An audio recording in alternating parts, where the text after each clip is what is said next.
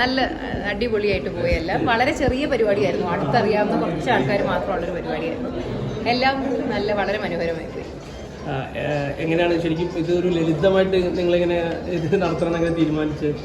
അത് നമുക്ക് ഏറ്റവും അടുത്തറിയുന്നവരെന്നൊക്കെ പറയുന്നത് നമുക്ക് കുറച്ച് പേരേ ഉള്ളൂ. അപ്പം ആ കുറച്ച് പേരെ വിളിച്ച് ഭംഗിയായിട്ട് ചെറിയ രീതിയിൽ പരിപാടിയെല്ലാം നടത്തി. ഇല്ല അങ്ങനെയൊന്നുമില്ല. 3 പരിപാടികളുണ്ടായിരുന്നു.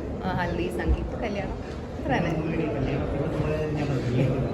അങ്ങനെയൊന്നുമല്ല, നമുക്ക് എല്ലാവർക്കും ഒരുങ്ങാൻ ഇഷ്ടമാണ്. അപ്പം അങ്ങനെയൊന്നുമില്ല, ഇഷ്ടപ്പെട്ട പോലെ എങ്ങും ഒരുങ്ങി.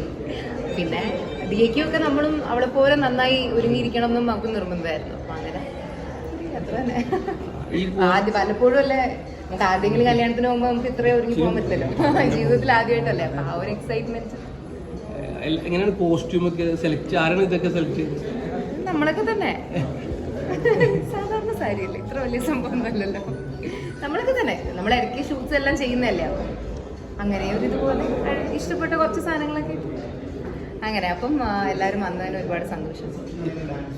ഇല്ലില്ല, റിസപ്ഷനേ ഇല്ല, തീർന്നു. സദ്യ കഴിച്ച് പായസം കഴിച്ച് എല്ലാം പടക്കി പരിപാടി തീർന്നു. ഇല്ല, അവള് മാറിക്കുന്ന അപ്പാർട്ട്മെന്റ് നമ്മുടെ വീട്ടിൽ നിന്ന് 1 മിനിറ്റ് അപ്പുറത്താണ്. അപ്പൊ മിസ് ചെയ്യാനുള്ളൊരു ഗ്യാപ്പ് കിട്ടുമെന്ന് തോന്നുന്നില്ല.